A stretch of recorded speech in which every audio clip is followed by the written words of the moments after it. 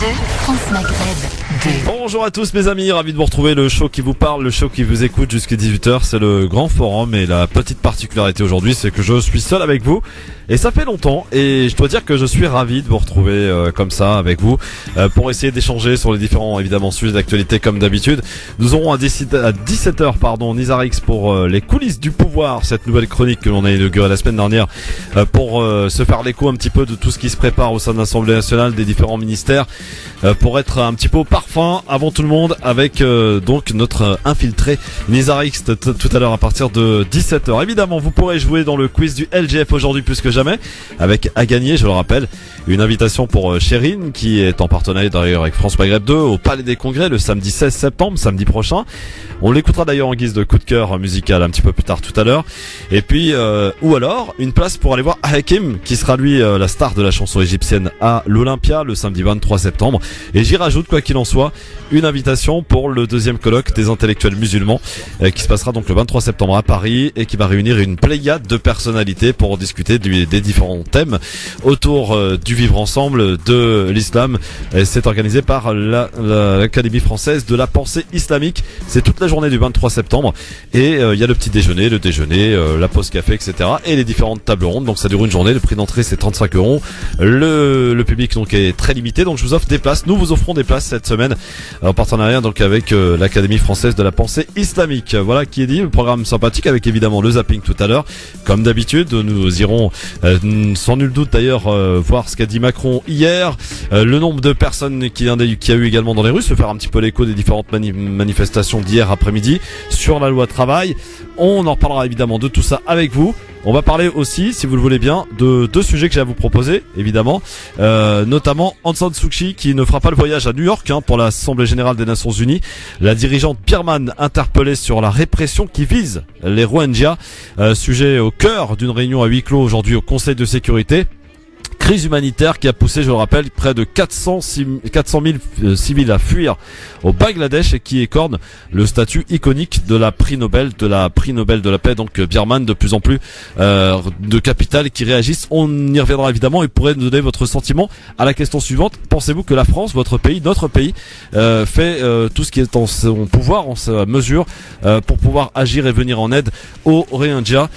Donc on en reparle avec vous. Et puis on pourra parler, si vous voulez, tout à l'heure aussi de la colère des oulémas algériens, puisque d'après eux, la mention Bismillah ar-Rahman ar-Rahim aurait disparu pas mal de manuels scolaires. La ministre de l'Éducation nationale s'en est expliquée en parlant de livres sur la religion. Évidemment qu'elle existe. Elle essaye de mesurer un petit peu la chose sur le fait que sur des manuels de géographie ou d'histoire, voilà, que cette mention figure ou figure pas, c'est pas très important. Or les oulémas y tiennent évidemment. On vous demandera un petit peu votre avis, ce qui affirme selon eux en tout cas l'algérianité et surtout le fait que l'Algérie soit un pays musulman. On en reparle avec vous tout à l'heure après 17h. Pour l'heure, c'est arrivé. Nous sommes aujourd'hui le 13 septembre. Je vous souhaite la bienvenue à l'écoute de votre émission Le Grand Forum. Le numéro de téléphone pour réagir, interagir et participer plus que jamais, puisque vous avez la parole. Prenez-la. 01 40 33 9000. Dans quelques minutes, bien sûr. Pour l'heure, donc, c'est arrivé. Bonjour à tous mes amis, ravi de vous retrouver, le show qui vous parle, le show qui vous écoute jusqu'à 18h, c'est le grand forum et la petite particularité aujourd'hui c'est que je suis seul avec vous et ça fait longtemps et je dois dire que je suis ravi de vous retrouver comme ça avec vous pour essayer d'échanger sur les différents évidemment sujets d'actualité comme d'habitude. Nous aurons à 17h Nizarix pour les coulisses du pouvoir, cette nouvelle chronique que l'on a inaugurée la semaine dernière pour se faire l'écho un petit peu de tout ce qui se prépare au sein de l'Assemblée nationale, des différents ministères, pour être un petit peu au parfum avant tout le monde avec donc notre infiltré Nizarix tout à l'heure à partir de 17h. Évidemment vous pourrez jouer dans le quiz du LGF aujourd'hui plus que jamais avec à gagner, je le rappelle, une invitation pour Chérine qui est en partenariat d'ailleurs avec France Maghreb 2 au Palais des Congrès le samedi 16 septembre, samedi prochain. On l'écoutera d'ailleurs en guise de coup de cœur musical un petit peu plus tard tout à l'heure. Et puis ou alors une place pour aller voir Hakim qui sera lui la star de la chanson égyptienne à l'Olympia le samedi 23 septembre. Et j'y rajoute quoi qu'il en soit une invitation pour le deuxième colloque des intellectuels musulmans qui se passera donc le 23 septembre à Paris et qui va réunir une pléiade de personnalités pour discuter des des différents thèmes autour du vivre ensemble, de l'islam. Et c'est organisé par l'Académie française de la pensée islamique. C'est toute la journée du 23 septembre et il y a le petit déjeuner, le déjeuner, la pause café, etc. et les différentes tables rondes. Donc ça dure une journée. Le prix d'entrée c'est 35 €. Le public donc est très limité. Donc je vous offre des places. Nous vous offrons des places cette semaine en partenariat donc avec l'Académie française de la pensée islamique. Voilà qui est dit. Le programme sympathique avec évidemment le zapping tout à l'heure. Comme d'habitude, nous irons sans nul doute d'ailleurs voir ce qu'a dit Macron hier. Le nombre de personnes qu'il y a eu également dans les rues, se faire un petit peu l'écho des différentes manifestations d'hier après-midi sur la loi travail. On en reparlera évidemment de tout ça avec vous. On va parler aussi, si vous le voulez bien, de deux sujets que j'ai à vous proposer, évidemment, notamment Aung San Suu Kyi qui ne fera pas le voyage à New York pour l'Assemblée Générale des Nations Unies. La dirigeante birmane interpellée sur la répression qui vise les Rohingyas, sujet au cœur d'une réunion à huis clos aujourd'hui au Conseil de sécurité.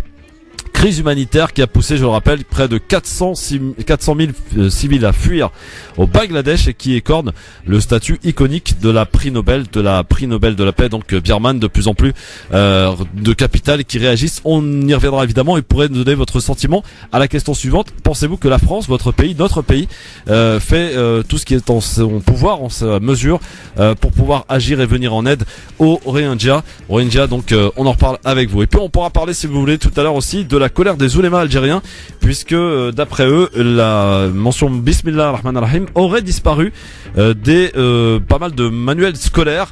La ministre de l'Éducation nationale s'en est expliquée en parlant de livres sur la religion. Évidemment qu'elle existe.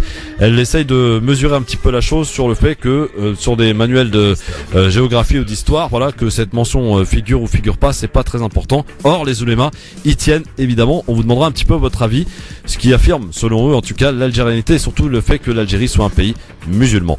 On en reparle avec vous tout à l'heure après 17h.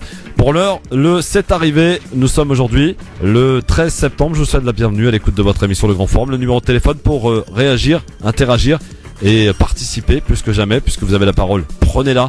01 40 33 9000 dans quelques minutes, bien sûr. Pour l'heure, donc, c'est arrivé.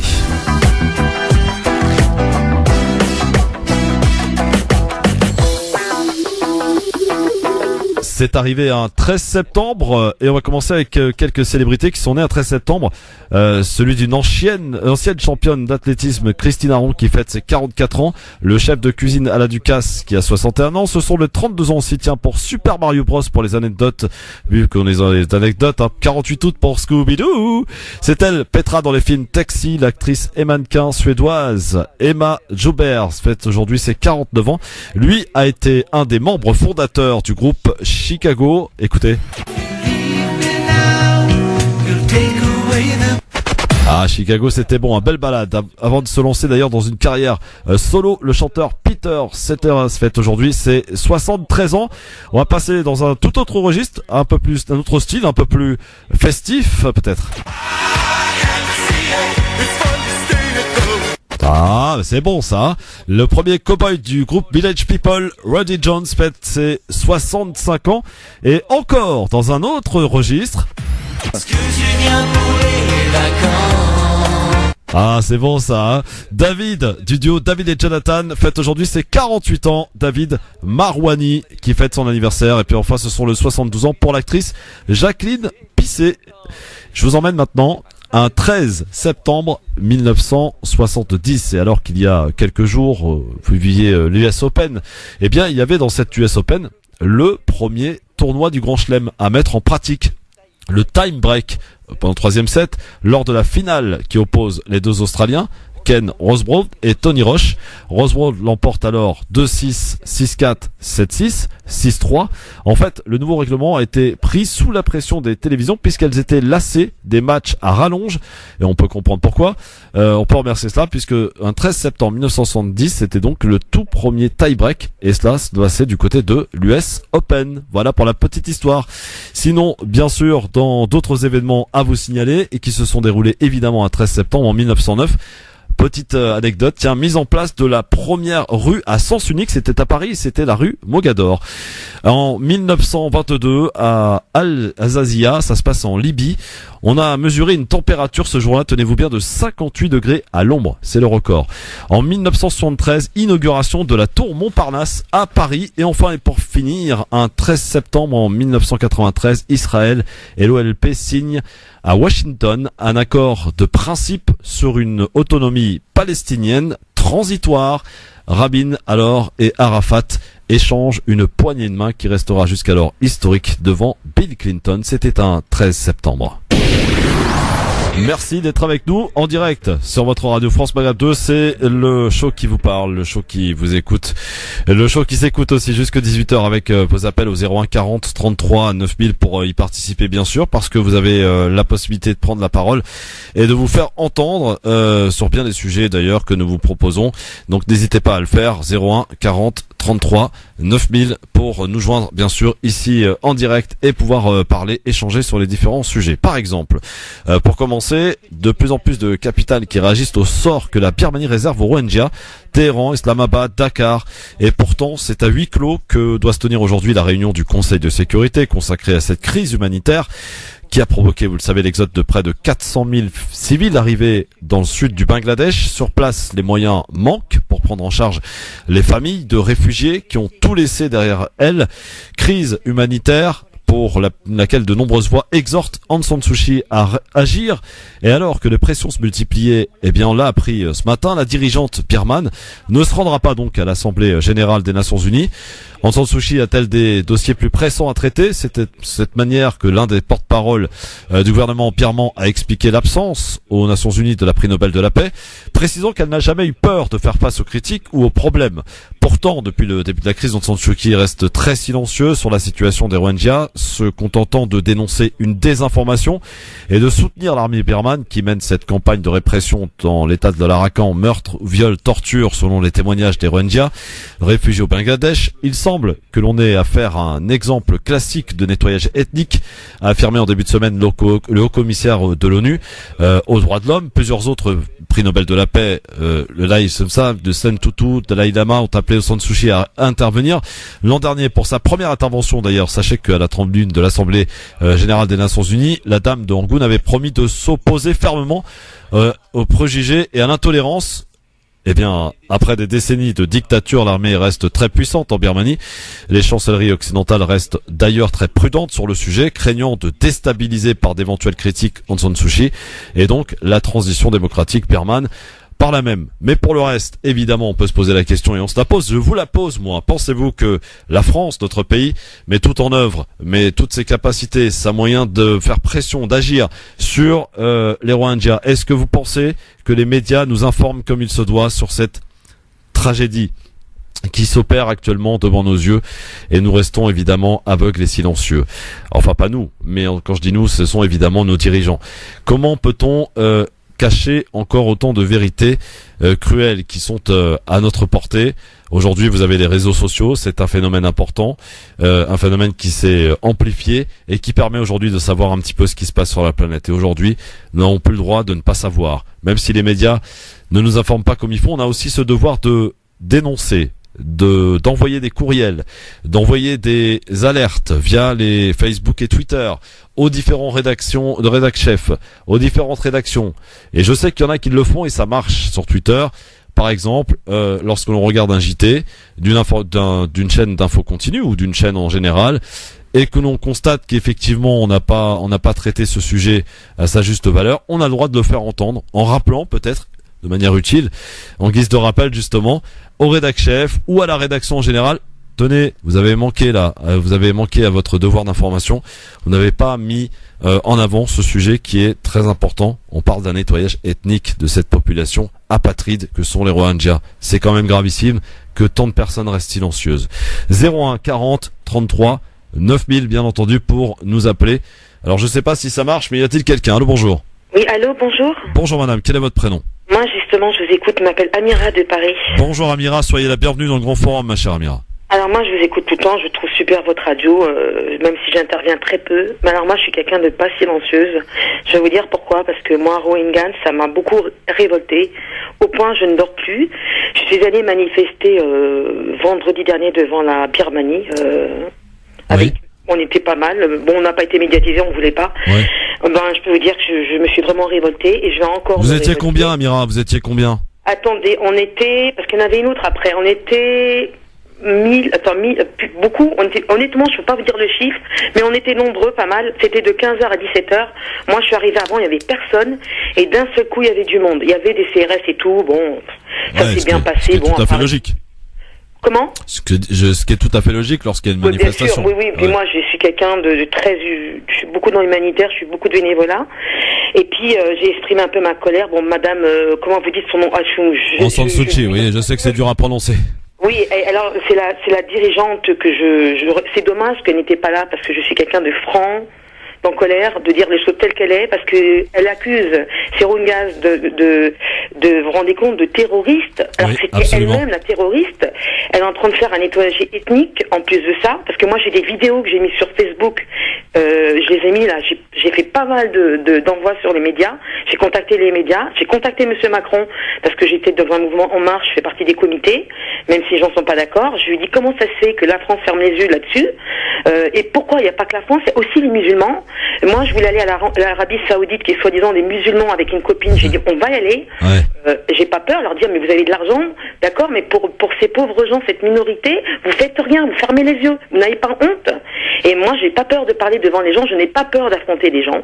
Je suis une femme, voilà, je suis comme ça, mais j'ai très mal. C'est très bien. C'est très bien, c'est tout à votre honneur. Et c'est une bonne démarche que vous avez, chère Amira, si je peux me permettre. C'est pas fini, c'est pas que ça. Vous savez ce qui va se passer samedi, là? Il va y avoir une grande manif. J'invite à tout le monde, ceux qui m'écoutent, de venir avec l'organisateur. Il sera là, au Trocadéro, à 14h. À 14h. Absolument. Moi, je vais venir des gens de mon côté, des familles à moi, des gens en marche, parce que c'est pas quand on marche. Il faut que eux aussi marchent pour nous. C'est bien beau d'aller en marche, il faut que ça soit dans l'autre sens, parce que nous on est là pour eux. Mais moi, j'aimerais que ce soit un peu aussi qu'ils viennent soutenir un peu ce qui se passe. Donc j'ai des collègues, j'ai une réunion ce soir, je vais parler à une députée pour faire bouger. Et moi, je suis même prête à partir. Les problèmes, je suis seule, je suis une femme seule. J'ai envie de partir là-bas. Peut-être pas en Birmanie parce que je vais pas me faire manger parce qu'ils sont devenus des cannibales, il faut savoir. C'est dangereux, faut voir des vidéos, ils mangent les humains, ils les brûlent. C'est vraiment un nettoyage ethnique tout ça parce qu'ils ont l'air d'appartenir à une minorité musulmane et en plus, on leur a enlevé la nationalité birmane. Oui, absolument. Oui. Voilà. Et la chef, moi, je vous jure, si je la vois en face de moi, je vous dis pas, je dis mes 4 mots en face. Quitte à me prendre je ne sais quoi, je n'ai pas peur. Mais Amira, si je peux me permettre, encore une fois, en vous écoutant, vous avez de bonnes démarches, c'est-à-dire d'alerter, de ne pas rester silencieux. Et c'est vrai qu'on peut se dire, mais moi j'entends aussi autour de moi, mais qu'est-ce qu'on peut faire? Mais tout le monde peut faire quelque chose. Parce que les gens, ils restent en silence, ils se révoltent pas. Moi, il n'y a pas beaucoup de gens. Moi, je suis prête à partir, je demande pas d'argent, j'ai juste une sécurité. Moi, je suis prête à donner mon argent pour eux. J'ai juste un problème, c'est au niveau de sécurité. Comment je fais? J'ai pas personne, j'ai pas de camion, j'ai un passeport français, je suis d'origine algérienne. J'ai envie de partir avec une délégation, je suis secouriste bénévole à la Croix-Blanche, je fais des missions là en France, et moi j'ai envie de faire une mission là-bas. J'ai mal de prendre, j'ai envie de prendre des enfants dans mes bras, j'ai envie de les soigner, j'ai envie d'aider, leur donner à manger. Je suis comme ça, je suis plus rien, je dors pas. Je prends des médicaments, j'ai des vidéos qui tombent tous les jours dans mon portable, mais c'est horrible. On peut pas rester. Soit on a un cœur, ou alors on a une pierre, ou on n'a pas de cerveau, on a une tête, on n'a pas de cervelle. Et moi, je comprends pas la communauté musulmane, qui se revendique musulman aussi. Il n'y a pas que la France. Ils devraient faire déjà, on entend un petit peu il faut donner de l'argent aux trucs islamiques. D'accord, mais moi, je veux savoir où va l'argent. Je veux que l'argent arrive pour eux. Je voudrais qu'il y ait des gens qui sont capables, qui sont forts comme moi, de partir à prendre des risques, mais d'être protégés. J'ai pas envie non plus de me faire là-bas. Mais moi, mon but, c'est d'aider bénévolement. Je veux pas être payé. On a bien compris votre démarche, elle est noble. Alors moi, je demande aux gens, s'ils veulent exprimer la colère comme moi, j'y serai là-bas 14h à Trocadéro. Il y aura l'organisateur, M. Rachid, qui sera là-bas. Ça commence de 14h à 17h. On va marcher de Trocadéro jusqu'à l'ambassade de Birmanie. Exact. Oui, voilà. Et nous, on va pas que manifester, on va se révolter. moi je veux qu'on va destituer ce prix Nobel de la honte, où elle dit c'est elle en fait qui fait exécuter tous ces gens en disant bah oui c'est des terroristes, mais c'est eux qui ont Amira, fait le terrorisme. C'est quoi le plus urgent? Est-ce que c'est la destituer du prix Nobel de la paix ou est-ce que c'est de cesser, de stopper immédiatement d'abord de cesser, parce que le traitement qui est réservé envers les Rohingyas? Moi je pense que c'est la deuxième. Hein.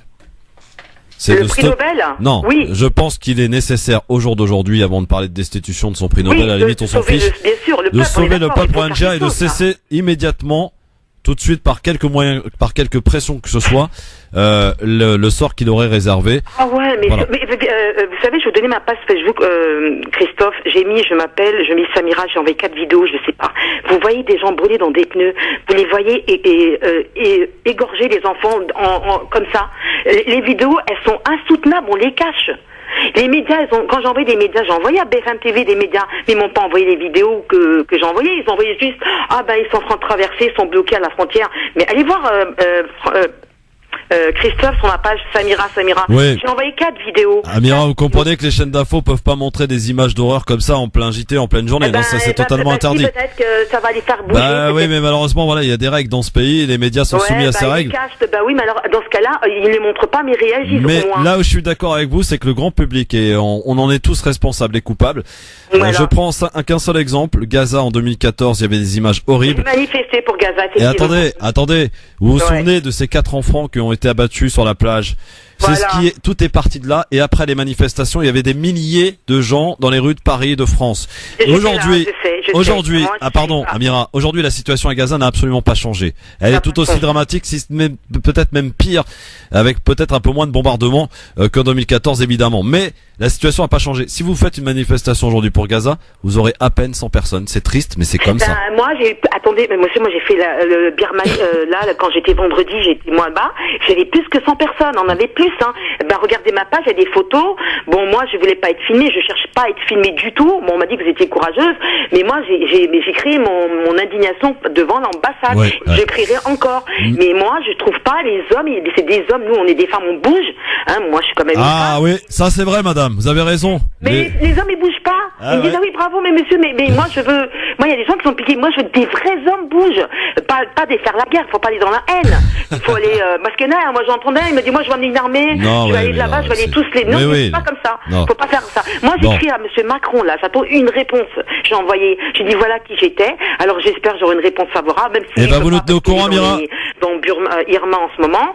Mais au moins, j'aurai quelqu'un pour dire qu'il faut faire quelque chose, là. Amira. Il est contre les réfugiés soient dehors. Et ceux-là qui sont, c'est encore plus pire. Ils ont ni eau, ni rien, ni à manger. Et c'est encore plus grave de tout ce que j'ai vu en ce moment. Amira, vous nous tenez au courant. Vous voyez les vidéos? Oui, Amira. Il faut qu'on y aille là. Il faut qu'on y aille absolument. Vous nous tenez au courant si le président vous répond, d'accord? D'accord, mais est-ce que vous serez là, vous, à 14h, Christophe, 14-17h, parce que Trocadéro, à la place, vous y serez avec les gens? Probablement, oui, bien sûr. J'aimerais bien que vous soyez là, mais bon, nous, on va bouger. Moi, franchement, si j'y suis, j'y serai. Je suis un peu soulagée, mais là, franchement, j'en pleure. Merci. Je mange plus, je suis dégoûtée.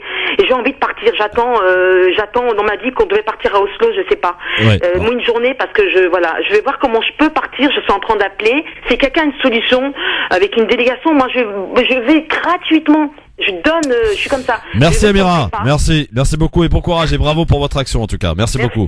Voilà, Amira qui avait plein de choses à dire, qui avait envie de parler aujourd'hui et de dénoncer, de crier sa colère. Voilà, elle l'a fait avec élégance bien sûr. Sur France Maghreb 2 dans cette émission qui est la vôtre, 01 40 33 9000 pour le faire. Vous aussi, vous n'hésitez pas pour vous faire entendre et ce qu'on peut constater au travers du témoignage d'Amira, ce qui est très très bien, c'est que chacune d'entre vous peut faire quelque chose à son niveau évidemment. On peut pas rester en se disant oui mais moi je peux rien faire pour le sort de cette population. Si on peut faire. Ne serait-ce qu'en alertant, en sensibilisant, en parlant avec peut-être ceux qui ne sont pas au courant, parce que effectivement le peu de temps médiatique qu'il aurait consacré fait que le grand public n'est pas forcément au courant, ne connaît pas ce que sont les Rohingyas.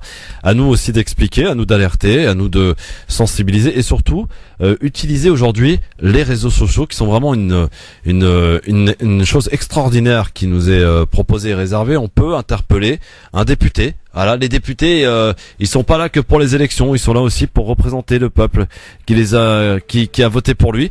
Donc votre député, vous allez le sensibiliser, l'alerter afin que lui puisse peut-être faire monter les choses auprès de l'Assemblée nationale, puis après auprès des ministères, etc., etc. C'est une chaîne.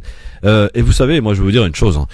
Si le président de la République, le gouvernement constate qu'effectivement il y a une grosse mobilisation, beaucoup de gens qui se bougent pour sensibiliser, eh ben vous pensez pas que le président ne va pas écouter ces personnes qui manifestent par milliers dans les rues? Alors c'est sûr, s'il y en a centaines, 200, il va pas s'y intéresser et vous comprendrez pourquoi. S'il considère qu'à un moment il voit que ça prend beaucoup d'ampleur, croyez-moi que le président va être obligé de prendre en compte cette mobilisation, prendre en compte cette colère et peut-être de répondre, d'expliquer, d'agir. Voilà. Alors aujourd'hui, on peut se poser la question, est-ce que selon vous la France fait tout ce qui est en son possible pour s'occuper et de stopper cette hémorragie et cette chose gravissime qui concerne ce peuple apatride que sont les Rohingyas? La réponse est non. Mais que peut-on faire pour que ça change? Eh bien, en faisant pression chacun de notre côté. Ça, c'est très important de le savoir et de le dire. Voilà, 01 40 33 9000. On ne lâche rien. C'est un peu le maître mot de cette émission au quotidien. J'aime le rappeler. En tout cas, on ne lâche rien. C'est important de rester mobilisé. Allô, bonsoir. Allô, bonsoir. Bonsoir, chère madame. Quel est votre prénom? Nora. Bonsoir, Nora. Vous nous appelez d'où, Nora? J'appelle de Paris. Soyez la bienvenue, ma chère Nora, je vous écoute. Oui, merci. J'ai souvent essayé de vous appeler, mais c'était pas très facile. Ah vous voyez, souvent messagerie. On finit toujours par y arriver.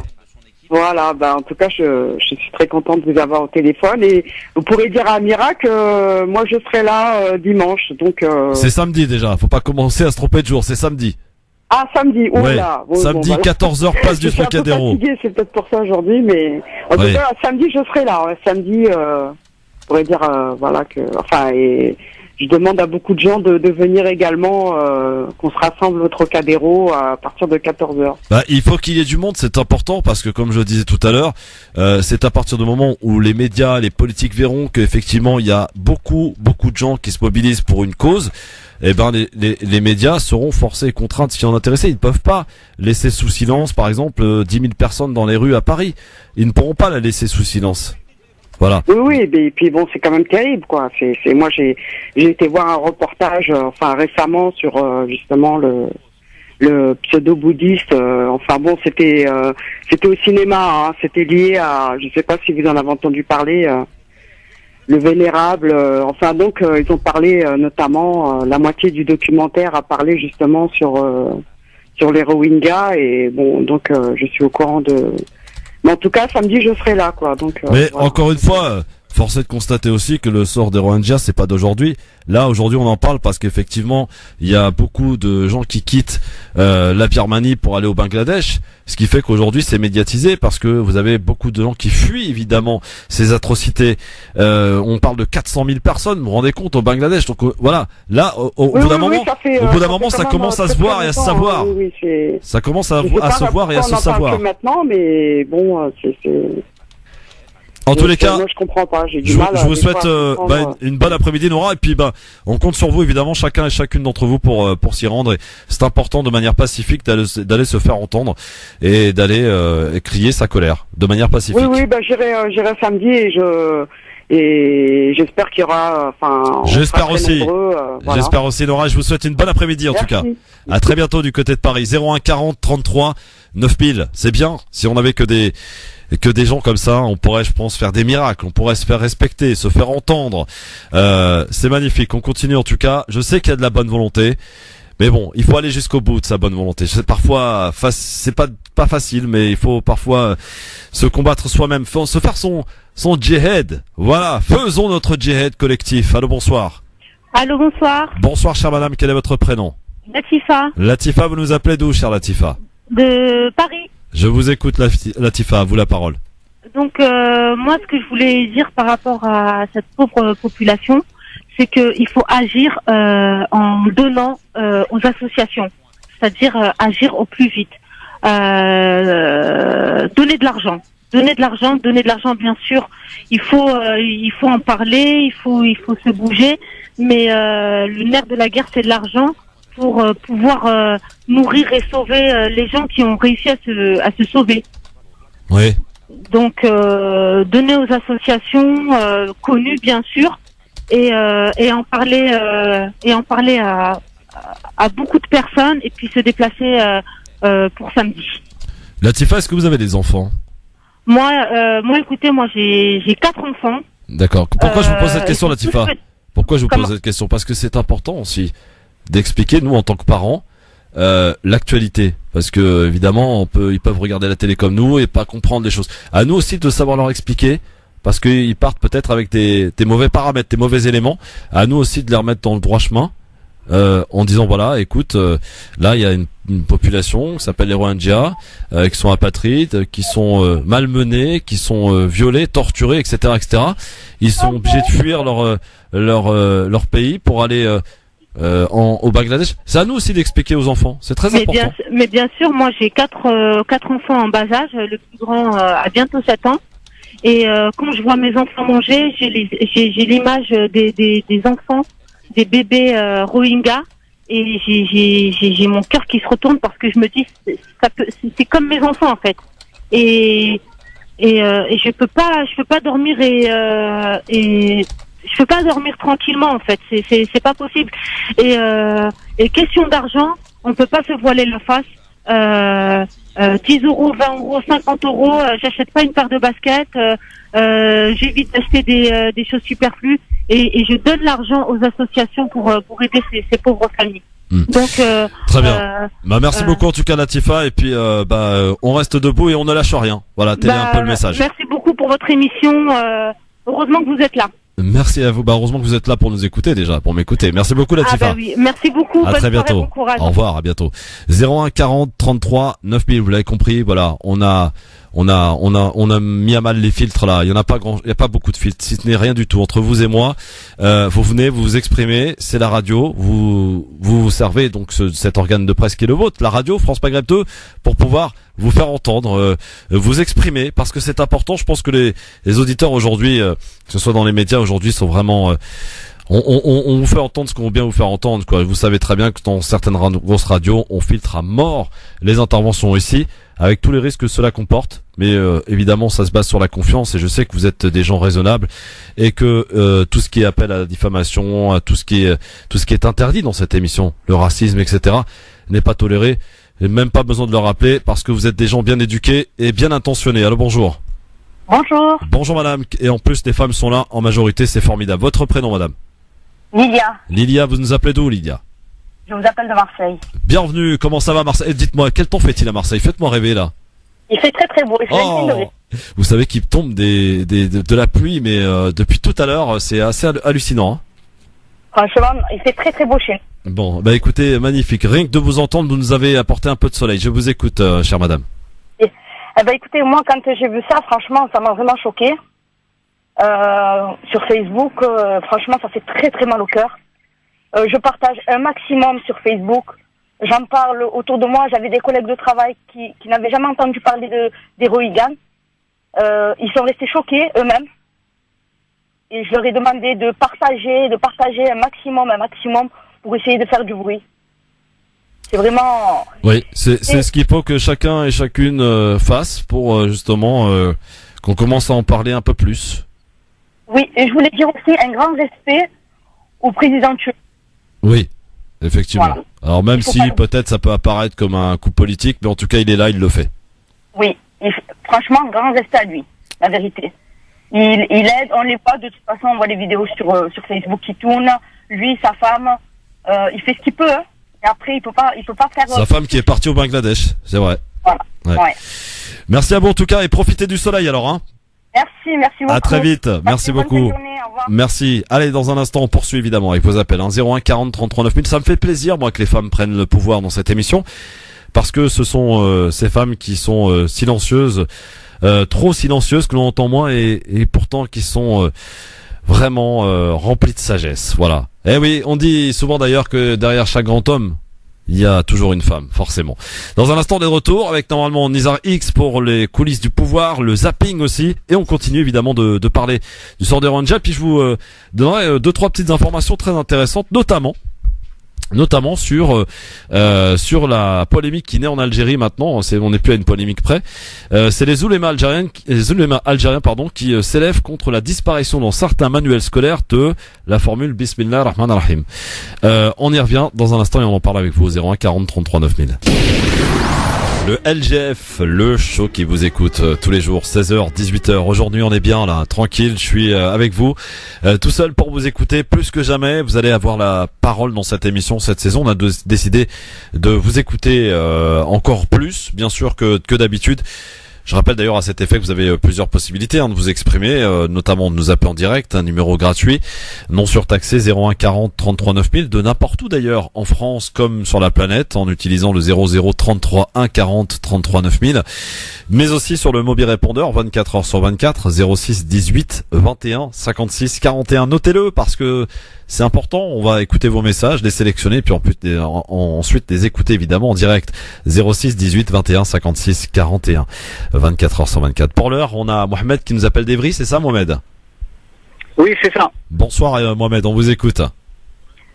Bonsoir. Je vous appelle en fait pour l'événement en fait de samedi. Oui.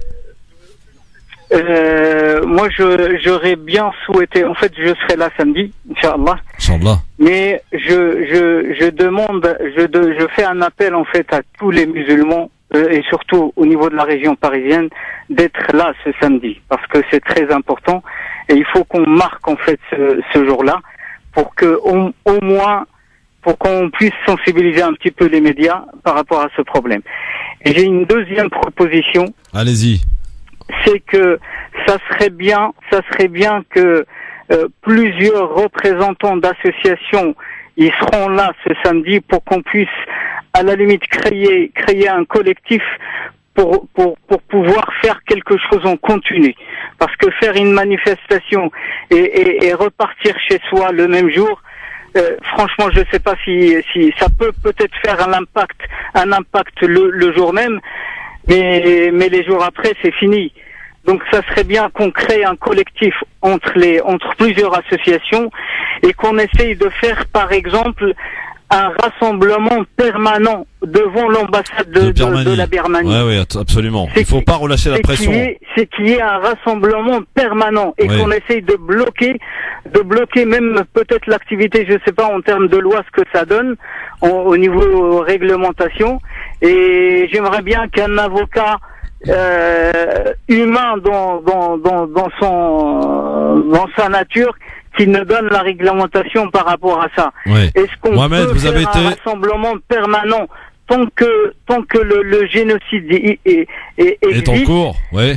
Si on a le droit de faire, moi je suis prêt à être là et faire une alternance avec d'autres associations. Je représente une association en fait, l'association ASG au service des jeunes à Ivry. Ouais. Et ça serait bien qu'on fasse un rassemblement permanent pour qu'on puisse au moins marquer le coup. Vous et savez ce qu'on va faire, Mohamed? Ce génocide. Mohamed, on a bien entendu et vraiment je vous en remercie de vos propositions concrètes et j'espère que cette unité que l'on espère tous va pouvoir se réaliser pour une noble cause. Alors, ce que je vous propose, Mohamed, on vous écoute, il y a beaucoup d'associations qui vous écoutent peut-être cet après-midi. Donnez votre numéro de téléphone et on va voir s'il y a vraiment des gens qui sont prêts à agir. Allez, on lance le pari, Mohamed. Votre numéro de téléphone. Voilà.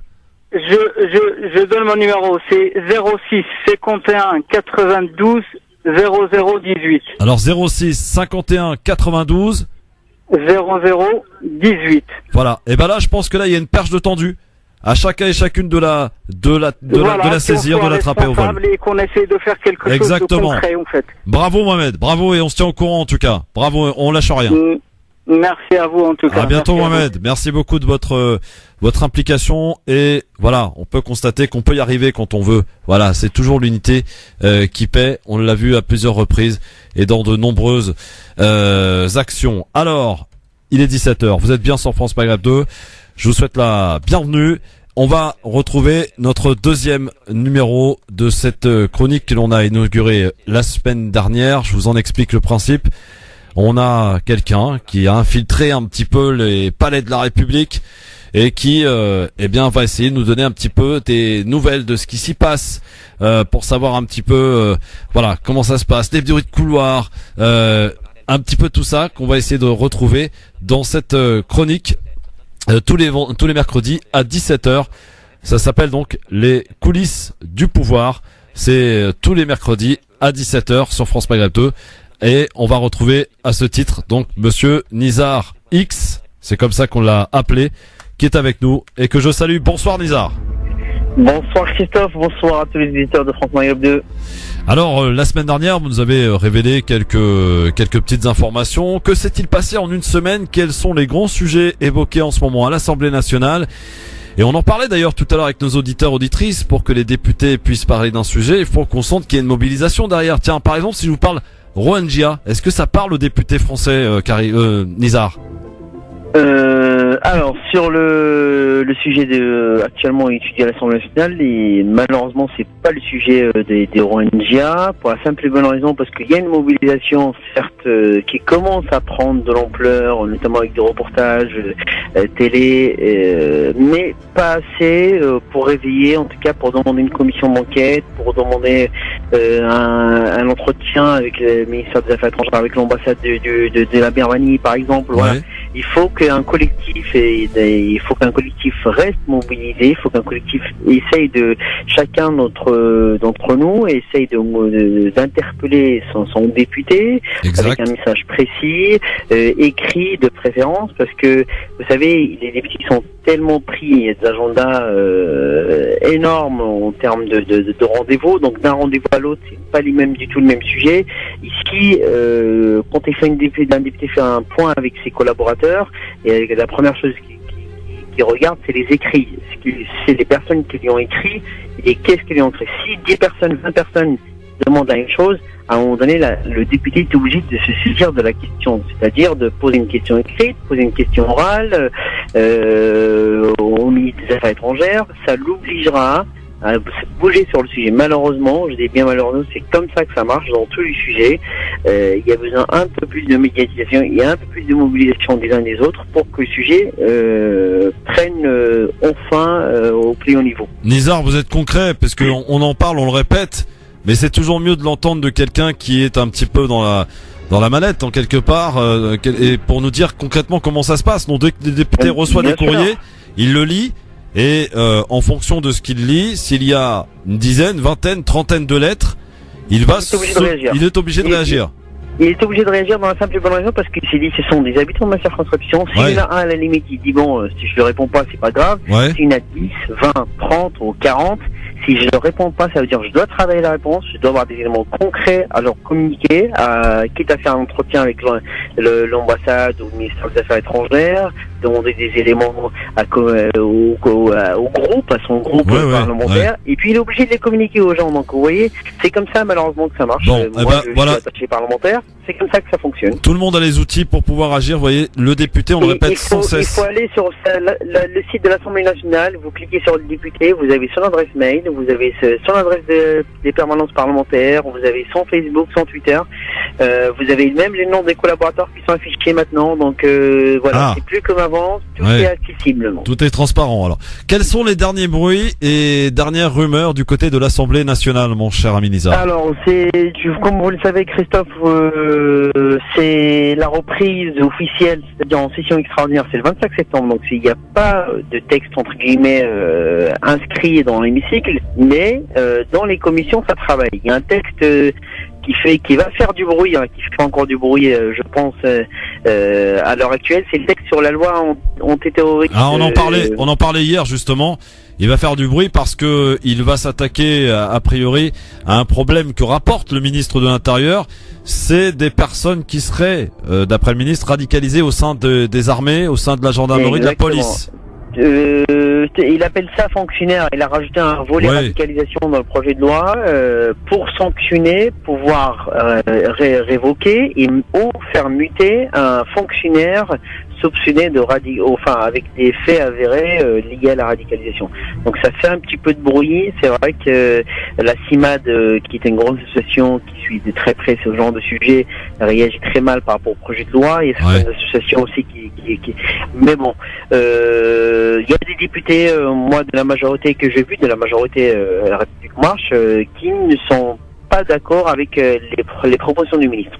Ah, très bien. Il commence à y avoir. Voilà. Est-ce qu'il commence d'ailleurs à y avoir quelques dissensions au sein de la majorité parlementaire? Alors, je dirais pas distinction parce que c'est ça qui a changé. La méthode a changé par rapport. Moi, j'ai connu les anciennes mandatures, Christophe, et je peux vous dire, dès qu'il y a une vingtaine de députés entre guillemets qui ne sont pas d'accord avec la majorité, avec leur groupe, ça devient des frondeurs, ça devient des gens, des insoumis, on peut les nommer n'importe comment. Maintenant, aujourd'hui, non, c'est que le groupe majoritaire est obligé de prendre en compte cet avis-là parce qu'il dit on sait très bien qu'on vient tous d'ailleurs, entre guillemets, on vient pas de la même caste, de la même parti politique, de la même truc. Par contre, qu'est-ce qu'on fait pour qu'on trouve consensus? Et c'est comme ça que ça fonctionne. Enfin, c'est une méthode qui va donner ses fruits, je pense, plus tard. Mais aujourd'hui, il y a des députés qui se sont soulevés pendant la réunion de groupe de la République En Marche hier. Il y avait le ministre de l'Intérieur en disant, nous, il y avait une députée notamment que j'ai pris son nom en tête, qui est magistrate. Elle a dit, moi le texte me va dans l'ensemble, sauf une disposition. C'est que le fait que le ministre de l'Intérieur puisse prolonger ce qu'on appelle les assignations quotidiennes à la résidence quotidienne, ça, les prolongations doivent être faites contrôlé par le juge. C'est le juge judiciaire et pas l'administration. Vous voyez, c'est toujours l'administratif contre le judiciaire. C'est toujours les mêmes problématiques. Et je pense que le ministre de l'Intérieur a dit, s'il y a des amendements qui arriveront dans l'hémicycle le 25 septembre, on va les étudier. Donc, il va les écouter. Enfin, il a dit qu'en tout cas, il regardera. Il prêtera avec attention, évidemment, toutes les réclamations. Ça, donc, c'est le gros sujet qui va être, je crois, sur la table au mois d'octobre. Oui, après, il y a des petites histoires. Je ne sais pas si vous avez entendu parler d'un député qui a fait facturer des visites de l'Assemblée nationale. Oui, absolument. Via sa société. D'ailleurs, c'est la première fois que j'entends un président de l'Assemblée nationale, M. de Rugy, demander son exclusion. Ah oui. Ah bah, il a demandé à la déontologue de regarder, demander au Conseil constitutionnel de la destituer. Ah bon, parce que c'est vrai qu'il a trouvé un texte de loi dans ses règlements qu'elle n'a pas le droit. Donc la déontologue doit rendre son avis d'ici la fin de semaine. Donc voilà, c'est vrai qu'elle a elle était chef d'entreprise d'une agence de voyage. Dans son agence de voyage, elle mettait les visites d'Assemblée nationale, 119 €. C'est évidemment, elle utilisait son mandat à des fins lucratives. Des fins commerciales. Financières. Et puis il y a notre ami Manuel Valls. Ah, qu'est-ce qui devient Manuel Valls? Vous l'avez revu d'abord? Il vient de manger son chapeau encore une fois sur les sénatoriales parce qu'il a demandé, il a poussé une liste En Marche dans l'Essonne. Il a essayé d'avoir l'étiquette En Marche avec sa liste sénatoriale dans l'Essonne. Sauf que la République En Marche lui a dit non. Ah. Donc du coup, décidément, rien ne va plus pour Manuel Valls. Hein. Et donc il est très remonté. Enfin, il est remonté depuis un moment qu'il est remonté contre le Et donc du coup, il est pas content du sort qu'on lui réserve les nouveaux députés qui le considèrent pas. C'est vrai que je l'ai vu manger, moi personnellement, je l'ai vu manger 2-3 fois tout seul dans des couloirs tout seul. Pour un ancien ministre, c'est pas terrible. Et donc du coup, il vit mal le fait qu'il soit dans un groupe que personne ne le calcule. Vraiment, quand je dis personne ne le calcule, il sort, les petits jeunes pousses en plus dans Marche, qui sont pas connus, mais ils sont ce sont des gens qui sont là pour travailler, pour faire de la com. Et donc du coup, il gère un peu mal sa place au sein du groupe. C'est pour ça d'ailleurs, il vient plus réunion de groupe. Ah oui. Alors justement, il fait partie de ceux pour qui il y a réclamation concernant l'élection, et je pense que les décisions vont pas tarder à tomber. Je crois qu'il y en a 48 ou c'est ça, Nizar? 48 ou 44? Non, un peu plus, 55. Ah oui, 55 recours à étudier, hein. 55 recours, parce que vous savez, il y a les premiers jets il y avait 200 et quelques au départ. Ouais. Et puis le conseil constitutionnel a déjà rendu un avis sur quasiment 200 députations, parce que c'est des petites petits recours, on va dire, voilà, une signature à la marge ou quelque chose comme ça, mais vraiment pas de truc important. Par contre, les choses les plus sérieuses, pour 55 députés, dont Manuel Valls notamment, dont Gilles Carrez, dont des grosses têtes quand même, dont Mounir Majoubi, voilà, donc. Alors Mounir Majoubi, tiens, vous faites bien d'en parler. Vous savez qu'il a été en Israël et il a vanté le pays et il a vanté le fait aussi que la France renforce sa coopération avec Israël. C'est Mounir Majoubi qui l'a fait. Voilà. Alors, oui. Oui, bah oui. Enfin, moi personnellement, qu'il a inventé les mérites de la France, des relations d'un pays. Non, il n'a pas vanté les mérites de la France. Il a été vanté le mérite des startups israéliennes et surtout le fait que l'on enrichisse et que l'on amplifie les relations franco-israéliennes. Voilà. Alors, il aurait dû mettre un bémol parce que Israël aujourd'hui ne respecte pas le droit international. Ah oui, mais ça il l'a oublié. Ça on lui a pas dit peut-être. Ouais. Alors des nouvelles d'El Guerab. Alors El Guerab, il est toujours parce qu'il y a beaucoup de bruit, il y a des articles qui ont été écrits, il y a sur les réseaux sociaux d'ailleurs, on en parlait la semaine dernière sur les réseaux sociaux qui se sont fait vraiment on va dire un épisode El Guerab, notamment quand il y avait le changement de commission. Ouais. Suite à sa mise en examen.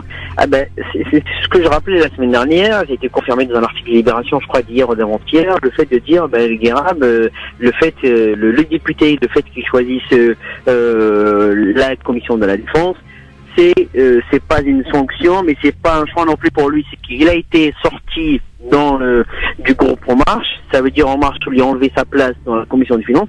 Il a choisi la place où il a choisi la commission où il y avait de la place, c'était la commission de la défense. C'est mécanique. C'est mécanique. C'est vraiment mécanique, c'est ce que j'expliquais la semaine dernière où il y a pas mal d'articles qui l'expliquaient parce qu'il y a beaucoup de mensonges en disant que tiens, quelqu'un qui est au l'examen, il va à la défense parce que non, pas du tout. Et vraiment pas du tout. Alors, il y a beaucoup de Vous avez vu la phrase de Boris Faure là, parce que ça y est, il est sorti du silence. Boris Faure, il a dit je ne crois pas au pardon, mais je crois à l'injustice.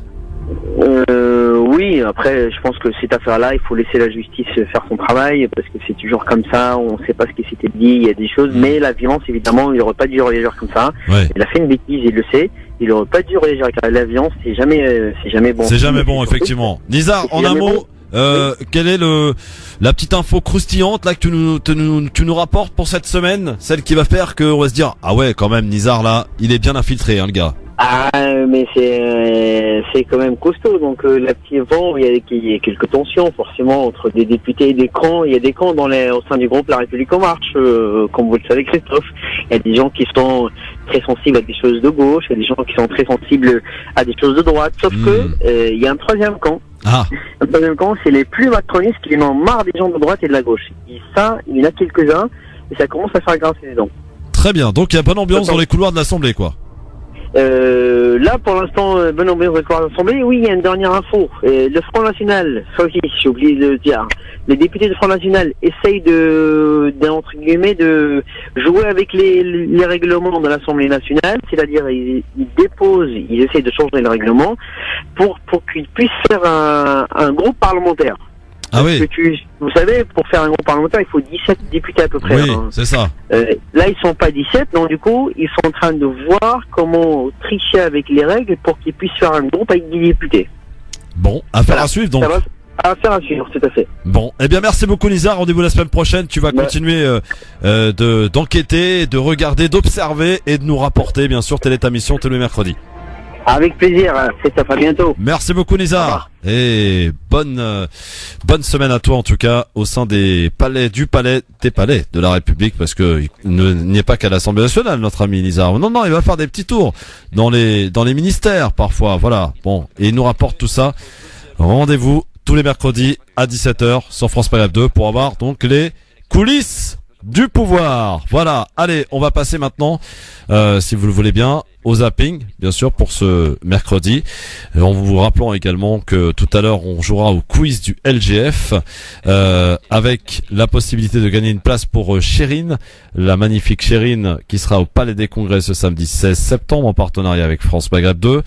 Et Hakim à l'Olympia, une place à vous offrir aussi. Ça sera le 23 septembre à l'Olympia, toujours en partenariat avec France Maghreb 2. Donc voilà, on vous offre une place soit pour Chérine, soit pour Hakim, et j'y rajoute une place pour le colloque organisé par l'Académie française de la pensée islamique, colloque donc qui aura lieu à Paris le 23 septembre prochain, avec de nombreuses tables rondes et également déjeuner, petit déjeuner, etc. Donc c'est entrée limitée et on a des places à vous offrir pour les auditeurs de France Maghreb 2. Voilà, vous qui voulez aussi peut-être écouter aussi ce qui se dit et participer aux différentes tables rondes qui vont avoir lieu ce jour-là. C'est la deuxième rencontre des intellectuels musulmans qui aura lieu à Paris le 23 septembre prochain, organisée donc par l'Académie française de la pensée islamique. 01 40 33 9000 bien sûr pour réagir. On va parler dans un instant de ce qui se passe en Algérie, de cette nouvelle polémique,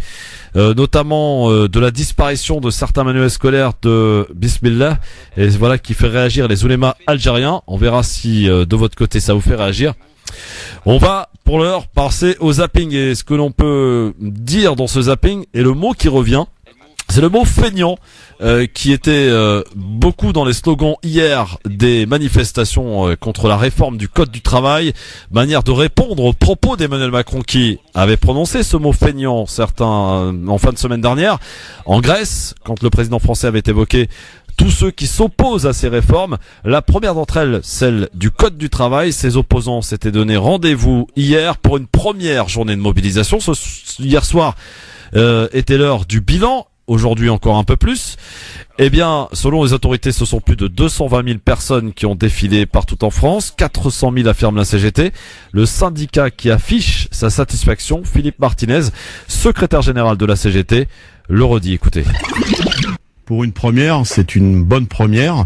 De ce qu'on m'a dit au téléphone, on a eu des cortèges dynamiques, des participants motivés, dans la diversité des organisations syndicales. Je pense que c'est une très bonne journée, oui, pour le monde du travail. Il y a un laps de temps entre la validation des ordonnances et la promulgation de ces ordonnances dans la loi. Ça va de 3 à 6 mois, donc vous voyez, il y a encore le temps de convaincre beaucoup de gens. Mais en tout cas, ce qui est satisfaisant, c'est que majoritairement, l'opinion publique a soutenu cette mobilisation aujourd'hui contre cette réforme du Code du travail. Voilà, Philippe Martinez, donc satisfaction de Philippe Martinez, secrétaire général de la CGT, interviewé sur Europe 1. À noter enfin la présence de plusieurs personnalités politiques dans ces cortèges, citons Benoît Hamon, l'ancien candidat du Parti Socialiste à la présidentielle, et également les membres de la France Insoumise qui ont rejoint le mouvement, à l'image d'Alexis Corbière, député de Seine-Saint-Denis, et encore un mot qui est revenu, toujours le même, le mot feignant. Alexis Corbière. Il y a un mot après qui circule dans la manif, c'est celui de feignant. On se serre la main en se traitant de feignant mutuellement, avec une pointe d'humour pour dire bon, voilà, on n'aime pas être méprisé. Et le président de la République ne comprend pas le peuple français et l'injurie comme ça, avec son espèce de surmoi de fils de bonne famille qui pense que finalement quand même, quand on veut défendre ses conditions de travail, c'est que on est un peu feignant, un peu branleur. Alors que c'est lui, le feignant intellectuellement, c'est lui, parce qu'il reproduit tout ce qu'on connaît depuis des années. Il faut faciliter les licenciements, il faut généraliser la précarité. C'est lui qui est cynique. Voilà, Alexis Corbière, qui ne perd rien de son verbe, donc député de la Seine-Saint-Denis. On va évoquer dans un instant, pour la suite de ce zapping, l'autre grand rendez-vous d'actualité d'hier, c'était le déplacement d'Emmanuel Macron à Saint-Martin. Il a été en Guadeloupe, Saint-Martin et Saint-Barthélemy. On y revient, il y a eu des face-à-face assez tendus avec les habitants pour Emmanuel Macron, qui a dû faire face et assumer quelques-unes de ses responsabilités. Et puis dans un instant, on parle de cette affaire donc des oulémas algériens qui s'offusquent de la disparition dans certains manuels scolaires de la formule Bismillah, ce qui fait réagir évidemment, notamment sur les réseaux sociaux en Algérie. On en reparle avec vous. Le grand forum 01 40 33 9000 à suivre aussi le quiz du LGF. 17h29, bienvenue à vous et bon retour à la maison avec beaucoup de prudence, notamment je pense à ceux qui sont sous la pluie là. Il tombe beaucoup de pluie et les routes peuvent être parfois inondées. En tout cas, vous savez qu'il y a une vigilance qui court. À partir de ce soir 18h, il va tomber en 24 heures un mois de pluie sur 8 départements. Donc prudence évidemment Encore une fois, on roule doucement, on ne se comporte pas de la même manière lorsqu'il pleut que lorsque le temps est sec. Voilà, c'est important, les temps de freinage sont pas les mêmes, etc., etc. Bon, je vais pas faire un cours de conduite ici, je suis en plus très mal placé pour le coup. Alors, on va continuer ce zapping avant de parler de d'autres sujets, bien sûr, et notamment de cette nouvelle polémique qui naît en Algérie. Dans un instant, 01 40 33 9000, n'hésitez pas à prendre la parole, on vous la donne dans cette émission, et plus que jamais cette saison, vous allez la voir, cette parole, pour pouvoir vous exprimer et vous faire entendre. On a besoin d'écouter le peuple, quoi. C'est l'émission qui parle au peuple et c'est l'émission qui écoute le peuple. Le Grand Forum, tous les jours, 16h, 18h. Dans le zapping, l'autre grande actualité d'hier, c'était le déplacement donc d'Emmanuel Macron aux Antilles. Le chef de l'État arrivé hier matin en Guadeloupe, d'où il a rejoint ensuite les deux îles françaises qui ont été durement touchées par l'ouragan Irma, à savoir Saint-Martin et Saint-Barthélemy. Deux lieux où Emmanuel Macron était attendu au tournant, alors que l'exécutif est accusé d'avoir mal anticipé le passage d'Irma. Tant bien que mal, donc Emmanuel Macron a tenté de justifier l'action de son équipe, mais souvent il a été pris à partie, comme illustre cet échange avec une habitante de Saint-Martin. Écoutez plutôt. Si je pensais que c'était pas grave, je ne serais pas là. Je pense que vous n'auriez pas eu besoin de vous déplacer, juste apporter plus de secours et plus de moyens. Je suis venu avec 12 tonnes de matériel. C'est pas le moment de la polémique. Le moment, c'est de sortir ceux qui sont les plus vulnérables. C'est de reconstruire. Réfléchissez comme en effet une grande puissance. Aidez les vulnérables, aidez les plus faibles. Et allons reconstruire. Et ne faites pas le procès d'hier. Ne faites pas le procès d'hier. Je fais pas des belles paroles, madame. Je fais pas des procès aujourd'hui.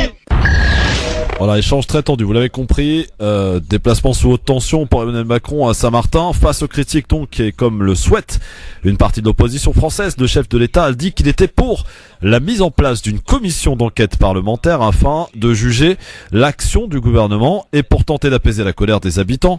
Emmanuel Macron s'est engagé à une reconstruction exemplaire et pour cela, il compte accélérer les procédures, il l'a dit, lors d'un point presse qu'il a tenu un peu plus tôt à Pointe-à-Pitre, en Guadeloupe.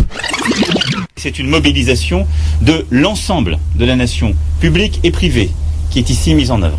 Nous allons mettre en place des procédures simplifiées pour que les dossiers soient traités en priorité.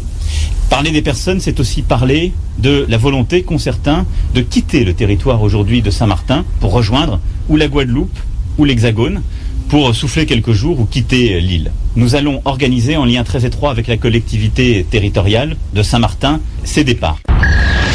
Voilà le président de la République donc qui a souhaité faire des annonces concrètes donc du côté de Pointe-à-Pitre hier matin en Guadeloupe. Le témoignage maintenant d'une personnalité du sport français natif de Guadeloupe, c'est le judoka Teddy Riner. Il a décroché, vous le savez, il y a peu son 9e titre de champion du monde.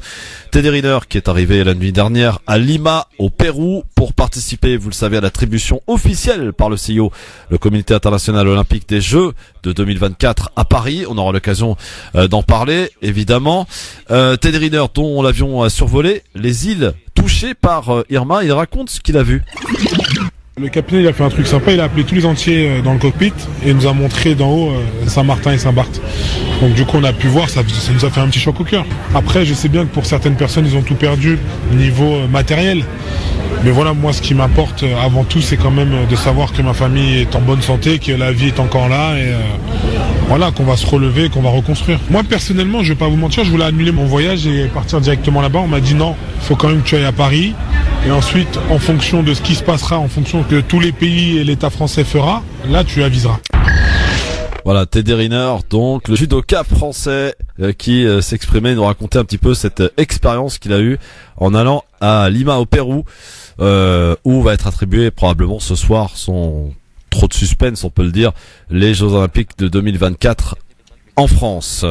Voilà. Alors, vos appels évidemment 01 40 33 9000. Je voulais vous parler de cette affaire qui apparaît donc aujourd'hui, une polémique. La formule Bismillah aurait disparu de certains manuels scolaires donc en Algérie. L'information a vite fait le tour d'ailleurs des réseaux sociaux, provoquant la colère de l'association des oulémas ou savants musulmans algériens. Celle-ci a accusé notamment début septembre le ministère de l'Éducation nationale de nuire à l'identité algérienne et de porter atteinte à l'intégrité spirituelle des enfants. Selon un communiqué rapporté par le Post Maghreb, l'association, pour justifier sa colère, indique que le Bismillah est une formule qui ouvre la Constitution, référence suprême de l'État, et des déclarations du 1er novembre 1954, référence révolutionnaire suprême.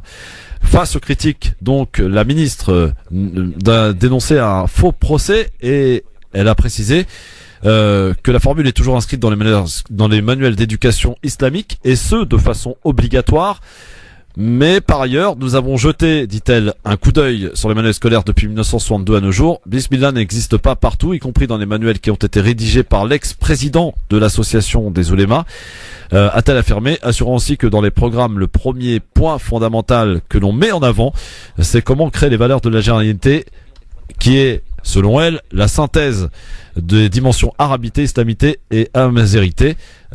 Pour la ministre de l'Éducation nationale, le président du Haut Conseil islamique a tenté de calmer la polémique ce 11 septembre dernier. À mon avis, cette formule religieuse, fait office d'entête, à l'instar de la phrase République démocratique et populaire. C'est ce que indique ce président du Haut Conseil en Algérie. Alors, votre avis nous intéresse bien sûr sur cette polémique qui fleurit en Algérie sur les réseaux sociaux. Vous en avez peut-être entendu parler, vous qui guettez un petit peu ce qui se passe en Algérie sur les différents sites en question. Eh bien, vous nous donnez un petit peu votre avis. Voilà, est-ce que cette polémique elle est stérile, ou est-ce que vous comprenez en tout cas la colère en quelque sorte des oulémas, ou alors est-ce que vous êtes plutôt du côté de la ministre de l'Éducation nationale qui de toute façon, voilà, cette formule en clair n'est pas forcément obligatoire dans les manuels scolaires. Ce qui est obligatoire, c'est d'assumer donc l'algérianité, c'est l'arabité, l'islamité et donc la mazérité, pour ce qui est en tout cas des fondements importants pour des valeurs de l'Algérie. Voilà, vos appels 01 40 33 9000 bien sûr pour nous donner votre avis qui nous intéresse plus que jamais sur ce point, sur cette information. 01 40 33 9000 pour nous donner votre sentiment, votre avis qui nous intéresse. Vous n'hésitez pas donc à le faire dans cette émission qui est la vôtre, donc le Grand Forum 01 40 33 9000. Je rappelle également que vous pouvez également profiter du mobile répondeur pour vous exprimer 24 heures sur 24. Le numéro de téléphone, je vous le redonne, 06 18 21 56 41 24 heures sur 24. Vous n'hésitez pas bien sûr à l'utiliser. Allô, bonsoir. Oui, bonsoir. Bonsoir, cher monsieur. Quel est votre prénom, cher monsieur? Riyad. Riyad, vous nous appelez d'où, Riyad? Marseille. Marseille, sous le soleil de Marseille, donc. Voilà, il fait beau là, on est bien. Ah bah très bien, profitez-en parce que nous, il tombe des cornes. Alors, je vous écoute, Riyad. Oui, en fait là, je m'écoute à la radio, c'est pour ça que est-ce que vous pourriez la baisser, s'il vous plaît, pour nous permettre un meilleur confort d'écoute? Oui, je voulais parler un petit peu par rapport à Bismillahirrahmanirrahim. Oui. Ben, moi, je trouve ça, c'est juste un peu une embrouille pour rien, parce que là, on parle juste pour rien, en fait. On met Bismillah, on le met pas, ça change pas grand chose. Moi, je pense que la religion, à la base, il faut l'étudier dans le cœur des jeunes. Parce que là, si on remarque bien, les jeunes, ils s'éloignent de plus en plus de la religion. Ouais. Je sais pas si vous êtes d'accord avec moi ou pas. C'est vrai que malheureusement dans toutes les polémiques c'est un peu stérile, mais bon, effectivement à partir du moment où la ministre dit effectivement que cette formule n'y est pas forcément dans tous les manuels scolaires, mais qu'elle apparaît dans tout ce qui est manuel scolaire islamique en quelque sorte, tout ce qui se rapporte à la religion, voilà, on peut le comprendre. Mais est-ce que c'est vraiment là l'important? Est-ce que cette formule apparaisse dans les différents manuels scolaires? Je sais pas. Voilà, c'est pour ça que je vous pose la question. Personnellement, je pense pas que ça change grand chose. Bon, bah écoutez. Il dit qu'il vaut mieux éduquer la religion pour les jeunes que se prendre la tête pour Bismillah, on la met pas. Parce que là, si on regarde un petit peu, on regarde comme ça généralement, moi je suis dessus de la communauté musulmane en général. Hein. Je suis un musulman, bon je suis pas pratiquant de 100%, mais je suis dessus quand même de ma propre nation un petit peu parce que on représente pas vraiment la religion, on la représente pas du tout presque même. Parce qu'on fait carrément l'inverse à chaque fois. Ouais, ça c'est un autre sujet, un autre domaine en tout cas. Mais Riyad, on a bien compris que pour vous c'était une polémique stérile et donc pas la peine d'en rajouter. Très bien. Merci en tout cas de l'avoir dit. Ça divise encore plus le pays, c'est tout. C'est encore une raison de plus de diviser le pays entre sud, est, nord, machin. Merci Riyad et bonne soirée sous le soleil de Marseille. Bonne journée, bonne continuation. Merci à vous, merci beaucoup Riyad. 01 40 33 9000, profitez du soleil et envoyez-nous un petit peu de chaleur là. On en a besoin. On va prendre un autre appel avant de passer dans un instant le coup de cœur. On va écouter d'ailleurs Chérine, c'est qui sera en concert au Palais des Congrès ce samedi 16 septembre en partenariat avec France Maghreb 2. On a d'ailleurs une place à vous offrir dans le quiz du LGF. Dans un instant, vous allez pouvoir y jouer. Mais pour l'heure, et bien entendu, vos appels au 01 40 33 9000. Alors on me dit qu'on a été coupé avec la personne. Bah écoutez, c'est pas bien grave. Alors à l'occasion de nous rappeler et surtout de laisser un message si elle le souhaite, si vous le souhaitez, sur le mobile répondeur. On se fera l'écho de vos messages que l'on sélectionnera par la suite et que l'on écoutera donc avec les auditeurs dans cette émission du LGF. Bon, alors écoutez, ah oui, je voulais vous dire un petit truc très important. On va en reparler ça dans les jours à venir. Je vais inviter d'ailleurs le journaliste en question, le Muslim Post, qui rapporte que l'ONU va publier en décembre une liste des entreprises qui œuvrent dans les territoires occupés. Et parmi ces entreprises, eh bien, on peut retrouver Coca-Cola, Airbnb, etc. Et donc, eh bien, l'ONU va révéler la liste des entreprises, donc, qui œuvrent dans les territoires occupés. Voilà qui met la pression. Alors vous comprenez qu'Israël a réagi fortement en disant que de toute façon ça n'a aucune utilité, etc. Ça sert à rien de mettre la pression. Vous connaissez le refrain. Mais cette liste va être publiée en décembre et on sera amené à en reparler. Ça promet d'être très très intéressant et on peut voir que en prémisse des différentes sociétés, bon, vous avez Airbnb, vous avez TripAdvisor, vous avez Coca-Cola effectivement. Voilà, vous en avez pas mal. Allô, bonjour. Allô, bonsoir. Bonsoir madame, quel est votre prénom? C'est Nawel. Bonsoir Nawel, vous nous appelez d'où, cher Nawel? De Montreuil. De Montreuil, je vous écoute, cher Nawel, sous la pluie à Montreuil, hein, on est d'accord? Oui. Eh oui. Qu'est-ce qui se passe, Nawel? Je vous écoute. En fait, je voulais participer à l'émission là, du fait d'avoir supprimé la phrase là, des livres des manuels scolaires en Algérie. Oui, on vous écoute. Quel est votre avis là-dessus? En fait, moi, je suis contre. Oui. En fait, je suis contre du fait que parfois on nourrit notre foi et le fait qu'on est musulman par le rappel. Allô? Oui, je vous écoute, Nawel, on vous écoute, hein, on est à l'antenne. En fait, c'est par le rappel qu'on nourrit notre religion, notre foi, notre croyance. Donc, si on nous supprime à chaque fois ces rappels, c'est pas bien. Ça nous éloigne un petit peu de ce qu'on est. Vous comprenez, vous, la colère des oulémas, alors? Pardon? Je dis, vous comprenez la colère des oulémas? Ah bah oui, je comprends. Très bien. Ah, je comprends. Pour moi, il faut rajouter ces rappels pour vraiment ancrer la religion musulmane dans le cœur dans le cœur des enfants, hein, parce qu'on parle d'enfants là, on parle d'enfants. Voilà. On a bien compris, Nawel. Bah écoutez, merci pour votre participation. Vous voyez que les avis divergent et c'est ça qui est intéressant et que j'aime en tout cas vous écouter dans votre diversité. Merci beaucoup, Nawel, et faites attention sur la route, hein. Ok. À bientôt, Nawel, merci de votre appel. Allez, dans un instant et même tout de suite, on joue, mesdames, mesdemoiselles, messieurs, au quiz du LGF avec à gagner, je le rappelle, une place pour aller voir la belle Chérine, que l'on va écouter d'ailleurs tout de suite, au Palais des Congrès ce samedi, ou alors si vous préférez, une place pour l'Olympia du 23 septembre pour aller voir Hakim, et j'y rajoute le 23 septembre, une place pour participer au deuxième colloque des intellectuels musulmans qui aura lieu le 23 septembre à Paris. 01 40 33 9000 pour jouer avec nous au quiz du LGF dans un instant. Le temps d'apprécier, d'écouter, de déguster la belle Chérine. Un bon début de soirée, un bon retour à la maison sur France Maghreb 2 dans votre show qui vous écoute. 01 40 33 9000 pour jouer. La belle Chérine, vous l'avez compris, magnifique. En tout cas, elle sera en concert au Palais des Congrès ce samedi 16 septembre en partenariat avec France Maghreb 2. On vous l'offre dans le quiz du LGF d'ailleurs. Une place pour aller voir Chérine ce 16 septembre ou si vous préférez Hakim le 23 septembre à l'Olympia. Et j'y rajoute donc une place pour le deuxième colloque des intellectuels musulmans le 23 septembre à Paris, organisé par l'Académie française de la pensée islamique. Pour jouer avec nous ce soir, Saïd. Bonsoir Saïd. Bonsoir, bonsoir tous les éditeurs.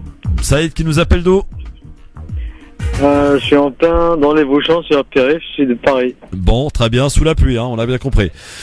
Bon, face à vous, ce soir, mon ami Saïd, il y a Karim. Bonsoir Karim. Karim. Bonsoir à tous. Bonsoir Karim, vous êtes vous aussi dans les bouchons peut-être? Exactement, oui, je suis de Paris. Vous êtes de Paris. Alors, je vous pose la question, Saïd, vous allez choisir qui si vous gagnez Chérine ou Hakim? Moi, peu importe, c'est pareil. Très bien. Karim, vous avez votre préférence ou pas? Non, pas encore. Bon, très bien. Au moins, c'est pour le principe de jouer, quoi, c'est ça. Exactement. Bon, allez, on va commencer par Saïd avec le chrono et les 5 questions et puis on fera le débrief à la fin, d'accord? D'accord, ça marche. Saïd, est-ce que tu es prêt? Je suis prêt. Je te souhaite bonne chance. Et la première question, la voici. Comment s'appelle le cheval de Zorro? Tornado ou Tornado? Tornado. Quelle énergie naturelle fait tourner les éoliennes? Est-ce la pluie ou le vent? C'est le vent. Football, quel club a remporté la Ligue des Champions en 2017? Le Barça ou le Real de Madrid? Le Barça.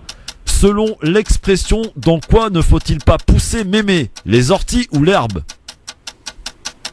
Je vais dire les herbes. Et enfin, de quelle couleur est le bonnet du Grand Schtroumpf? Bleu ou rouge? Rouge. Très bien. Alors, on va voir ce que ça a donné pour votre questionnaire, mon cher ami Saïd. La première question était, comment s'appelle le cheval de Zorro? Vous m'avez répondu Tornado, c'est une bonne réponse. Enfin, ensuite, quelle énergie naturelle fait tourner les éoliennes? Vous m'avez répondu le vent. C'est ça, hein? Ouais, le vent. Bon, 2 bonnes réponses. C'est là que ça se complique. Football. Quel club a remporté la Ligue des Champions en 2017? Vous m'avez répondu Barça. Ben non, c'était le Real Madrid. Selon l'expression, dans quoi ne faut-il pas pousser mémé? Vous avez répondu l'herbe. Mais non, c'est les orties. Vous connaissez pas l'expression? Faut pas pousser mémé dans les orties. Eh ben oui. Et enfin, de quelle couleur est le bonnet du Grand Schtroumpf? Vous m'avez répondu rouge. Et c'est une bonne réponse qui fait un total de 3 points. Karim, est-ce que vous vous sentez capable de relever le défi de 3 points à battre? On va essayer. Eh bien écoutez, c'est tout ce que je vous souhaite. On y va, c'est parti Karim pour le questionnaire avec votre première question Karim. Quel basketteur est surnommé Tipeee? Parker ou Noah? Parker. Comment appelle-t-on la plus grande touche du clavier d'un ordinateur? Est-ce d'espace ou entrée? Espace. Que signifie le M du sigle OGM? Mélanger ou modifier? Modifier. Au cours de quel mois profitons du jour le plus long? Est-ce le mois de juillet ou mois de juin? Mois de juin.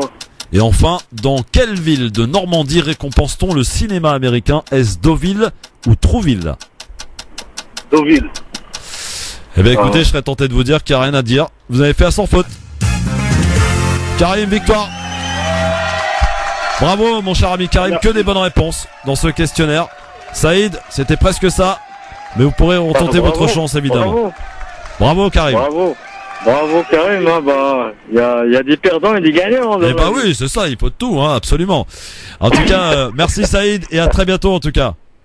Ok, allez, bonne soirée. Hein. Bon, Karim, est-ce que vous avez fait votre choix alors, Hakim ou Chérine? Chérine. Chérine, ok, bah vous ne quittez pas, je vais prendre vos coordonnées, donc vous irez, je vous offre une place pour le Palais des Congrès ce samedi soir pour aller applaudir, voir la ravissante Chérine. Et je vous rajoute une place, Karim, si toutefois ça vous intéresse, mais je suis sûr que ça va vous intéresser. Le deuxième colloque des intellectuels musulmans qui est organisé par l'Académie française de la pensée islamique, c'est une invitation limitée, voilà, vous en faites partie. Ça commence de 8h30 le matin jusqu'à 18h.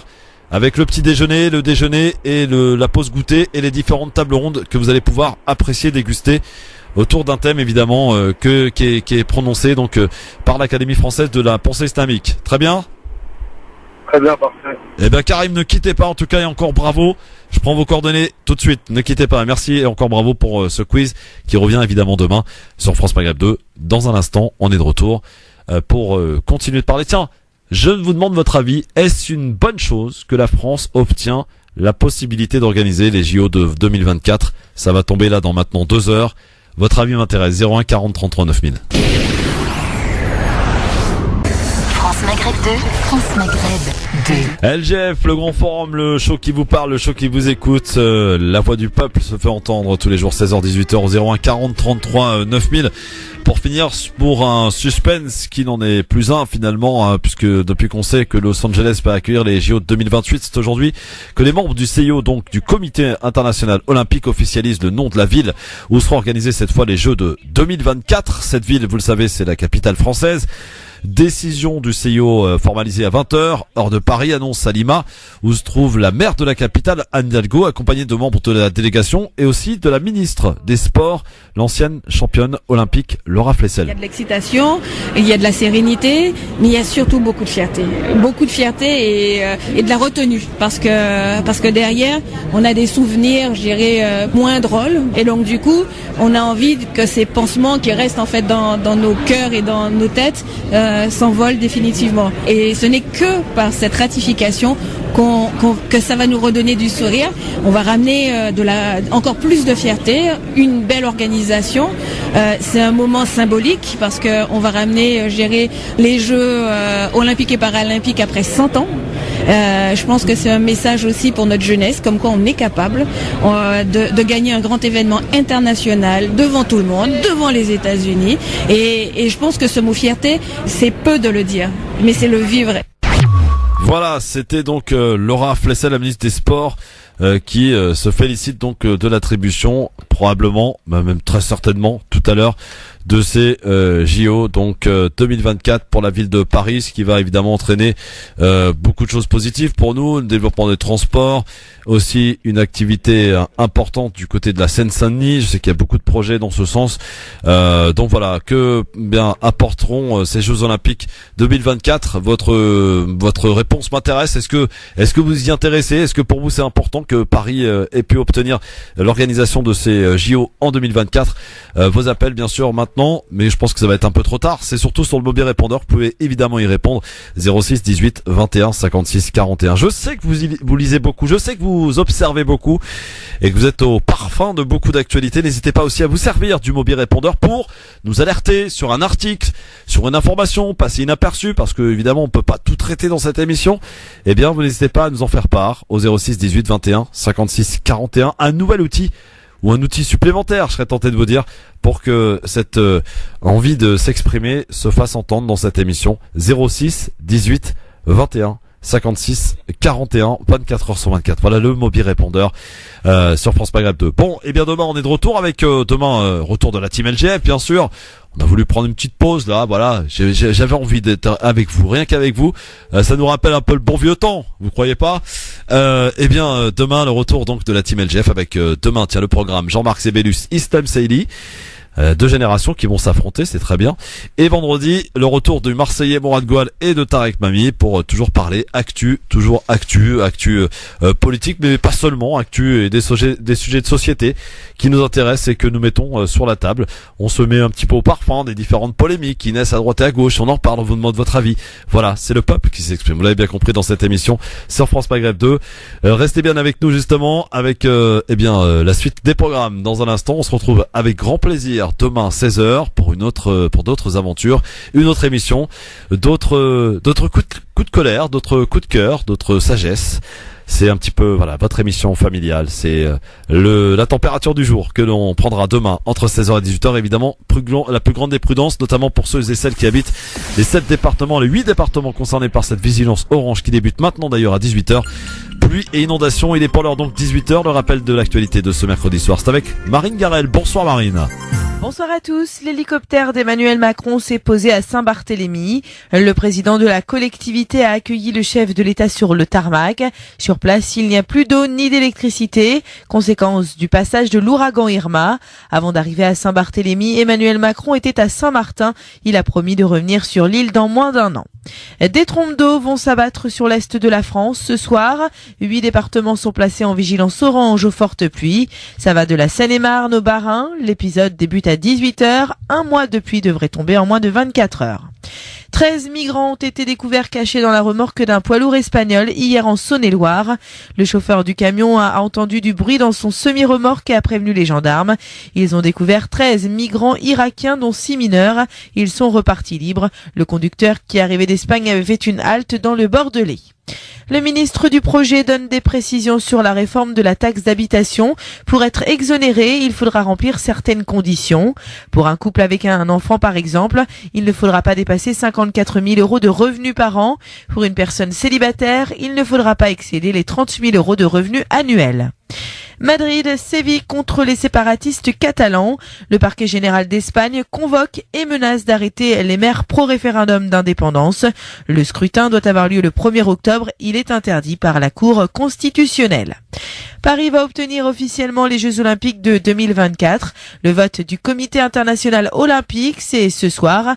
Et s'il suit l'accord passé avec Los Angeles cet été, Paris aura les Jeux de 2024. La ville américaine doit récupérer ceux de 2028. Football, après la belle victoire du PSG 5-0 chez le Celtic Glasgow, Monaco lance ce soir sa saison en Ligue des Champions de football. Déplacement à Leipzig, un adversaire sans aucune référence puisque le club allemand a été créé en 2009. France Maghreb 2, service, info, musique, divertissement. France Maghreb 2. France Maghreb 2.